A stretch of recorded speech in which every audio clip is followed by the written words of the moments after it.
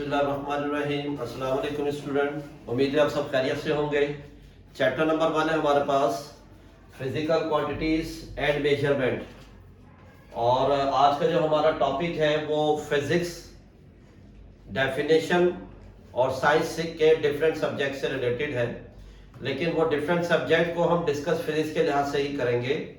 तो सबसे पहले जब हम फिजिक्स को डिस्कस करते हैं तो फिजिक्स में जो हमारे जहनों में मुख्तलिफ चीज़ें आती हैं कि जिस तरीके से साउंड को हम डिस्कस कर रहे होते हैं फिजिक्स में कि साउंड का ट्रेवल करना और साउंड की वेव बनना डिफरेंट पार्ट्स के अंदर, कंप्रेशन और रेयरफेक्शन के अंदर, और जो है जब कंप्रेशन और रेयरफेक्शन बनता है तो फिर ये वन वेव कहलाती है।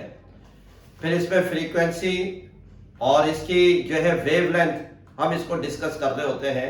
तो इसका मतलब जो है कि साउंड वेव का जो एस्पेक्ट है वो क्लियरली जो है वो हमारे पास और कंप्लीटली तौर पर जो डिस्कस होगा वो फिजिक्स में होगा।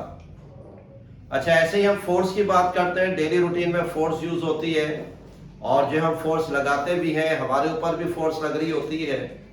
तो जब फोर्स को हम डिस्कस करते हैं तो फोर्स का इफेक्ट भी जो है उसका जो है एस्पेक्ट जो है वो फिजिक्स के अंदर कंप्लीटली तौर पर डिस्कस होता है। या इसको एक और आसान एग्जांपल दे देता हूं कि जब हम मूव कर रहे होते हैं अर्थ सरफेस पर तो इसमें फोर्स ऑफ फ्रिक्शन भी आती है, Newton third law of motion भी आता है।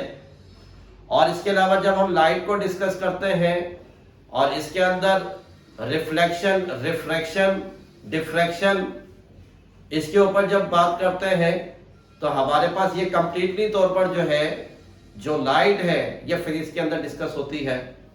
ऐसे ही जो रेनबो बनती है वो उसका जो इफेक्ट है, उसका जो एस्पेक्ट है वो सारा का सारा फिजिक्स के अंदर है।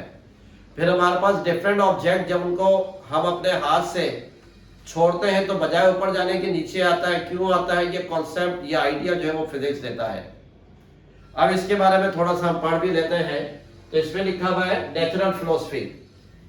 18वीं सेंचुरी से पहले जो डिस्कशन होती थी किसी भी मटेरियल की, तो वो डिस्कशन हमारे पास जो कहलाती थी वो हमारे पास नेचुरल फिलॉसफी कहलाती थी। लिखा हुआ है बिफोर 18वीं century various aspect of material object, different aspect के जो हमारे पास है मटेरियल ऑब्जेक्ट है were stated under a single subject called natural philosophy.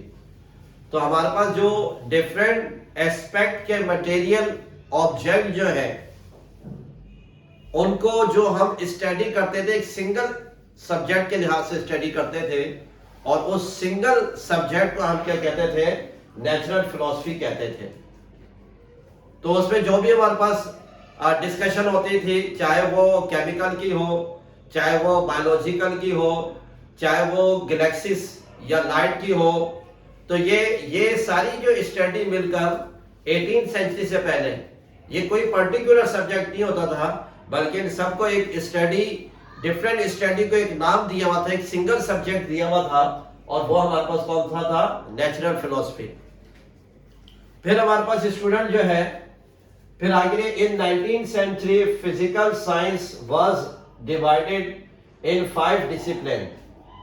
फिर हमारे पास क्या है, जो फिजिकल साइंस है 19वीं सेंचुरी के अंदर जो फिजिकल साइंस है इसको हमने 5 डिफरेंट जो है वो फील्ड के अंदर हमने जो है इसको डिवाइड किया है। और वो कौन कौन सी है, फिजिक्स, केमिस्ट्री, जियोलॉजी, एस्ट्रोनॉमी और मेट्रोलॉजी। तो ये हमारे पास है नेचुरल फिलॉसफी। ये नेचुरल फिलॉसफी को हमने 2 पार्ट्स में डिवाइड किया है ना। एक हमारे पास है फिजिकल साइंस और दूसरा हमारे पास है बायोलॉजिकल साइंस। तो फिजिकल साइंस को मजीद इन्होंने जो डिवाइड किया है वो नंबर ऑफ फील्ड या नंबर ऑफ सब्जेक्ट में डिवाइड किया है। तो वो कौन कौन से, फिजिक्स, एस्ट्रोनॉमी, जियोलॉजी, मेट्रोलॉजी और केमिस्ट्री। और जो बायोलॉजिकल साइंस है तो इसके अंदर हम जो डिस्कस करते हैं वो जो है वो बायोलॉजी के लिहाज से या जूलॉजी के लिहाज से, मेडिकली इसको हम डिस्कस करते हैं। तो हम जो है वो फिजिकल साइंस में जो हमारा अपना सब्जेक्ट आता है और वो कौन सा है, फिजिक्स। तो ये 19वीं सेंचुरी में जो है फिजिकल साइंस को मजीद जो है डिवाइड किया है वो 5 डिफरेंट सब्जेक्ट में, जिसमें एक फिजिक्स भी है। अब फिजिक्स हमारे पास क्या है? In physics we study matter and energy. Physics के अंदर जो हम डिस्कस करते हैं वो मैटर और एनर्जी और इन दोनों का इंटरेक्शन। तो ये हमारे पास क्या आ जाएगा? ये हमारे पास फिजिक्स के लिहाज से आ जाएगा। जैसे मिसाल के तौर पर जैसे बाइक है, बाइक में हम पेट्रोल डालते हैं तो पेट्रोल हमारे पास क्या है? केमिकल एनर्जी है। और जब बाइक को ये एनर्जी मिलती है तो इस एनर्जी की वजह से वो बाइक जो है अपना वर्क परफॉर्म करती है। तो अब बाइक और जो है एनर्जी, तो ये बाइक हमारे पास क्या है? मैटर। बाइक हमारे पास क्या है? मैटर। और पेट्रोल वो हमारे पास क्या है? एनर्जी। जब इन दोनों का इंटरेक्शन होगा तो फिजिक्स का थर्ड फेज आएगा। और वो किस फेज में आएगा? स्पीड की फेज में आएगा, क्योंकि बाइक स्पीड से चलेगी, डिस्प्लेसमेंट कवर करेगी, वेलोसिटी अचीव करेगी, एक्सेलरेशन उसके अंदर जनरेट होगा। तो ये हमारे पास किस में आएगा? फिजिक्स के अंदर। तो मैटर और एनर्जी का जब इंटरेक्शन होगा तो हमारे पास वहां पर फिजिक्स जो है वो डिस्कस होगी। जैसे मिसाल के तौर पर हमारे पास जो सेवर है, अब जो इलेक्ट्रिकल सेवर जो है इसको हम लाइट देते हैं तो लाइट हमारे पास क्या है? Electrical energy. और बल्ब खुद क्या है? मैटर। तो जब इन दोनों का इंटरेक्शन होता है तो हमारे पास लाइट का इफेक्ट आता है। और वो लाइट हमारे पास क्या? इंटरेक्शन की वजह से आई है। तो वो कहां डिस्कस होगी? वो फिजिक्स में। ऐसे नंबर ऑफ एग्जाम्पल है हमारे पास। तो ये हमारे पास किसके लिहाज से होगी? फिजिक्स के लिहाज से होगी। जिस तरीके से मोबाइल की चार्जिंग कम हो जाती है तो हम क्या करते हैं? इसको चार्ज पर लगाते हैं। तो मोबाइल की बैटरी को हम क्या देते हैं? एनर्जी देते हैं, इलेक्ट्रिकल एनर्जी। और मोबाइल हमारे पास क्या है? मैटर। तो इनका इंटरेक्शन होता है जिसकी वजह से मोबाइल जो डिस्कस होगा वो फिजिक्स के लिहाज से कैसे साउंड इसका बेहतरीन हो जाएगा, लाइट इसकी बेहतरीन हो जाएगी, इसके वर्क करने की कैपेबिलिटी ज्यादा हो जाएगी। तो ये हमारे पास किसके लिहाज से फिजिक्स के अंदर डिस्कस होगा।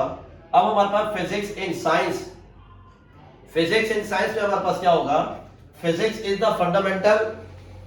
Physics is the fundamental of all science.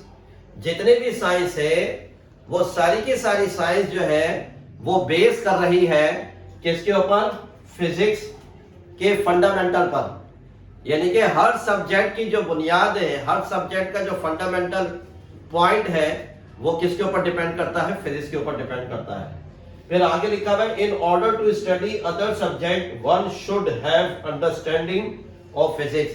अगर हम किसी और सब्जेक्ट को डिस्कस करना चाहते हैं, अगर हम किसी और सब्जेक्ट को डिस्कस करना चाहते हैं तो उस सब्जेक्ट को समझने के लिए हमें पहले फिजिक्स को समझना होगा ताकि वो सब्जेक्ट हमें आसानी से समझ में आ जाए।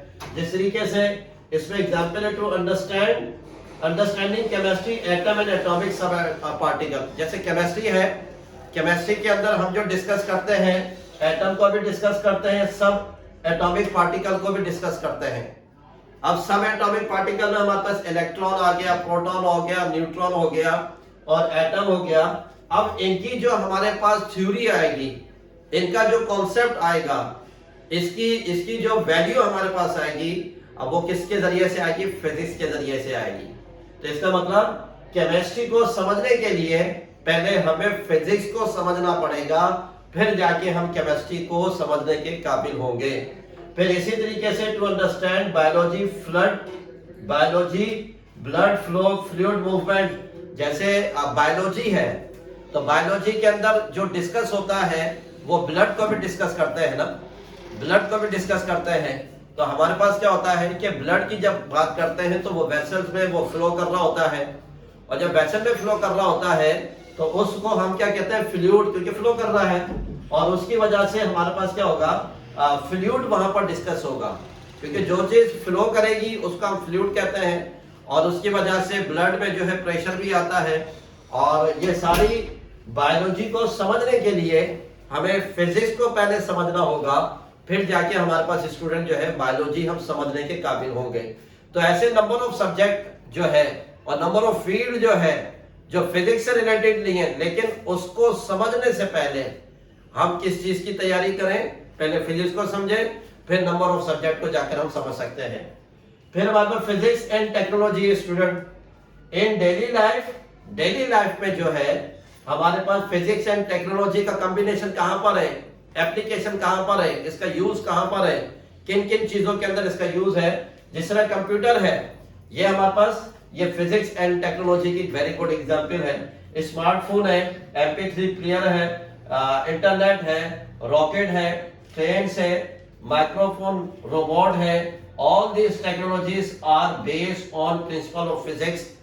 ये जितनी भी चीजें मैंने लिखी हैं और आपको बताई हैं, ये सारी की सारी चीजें जो है ये फिजिक्स के उसूल के ऊपर वर्क करती हैं और फिजिक्स के उसूल के ऊपर डिपेंड करती है। तो इनका फंडामेंटल जो है वो क्या है, वो हमारे पास है फिजिक्स।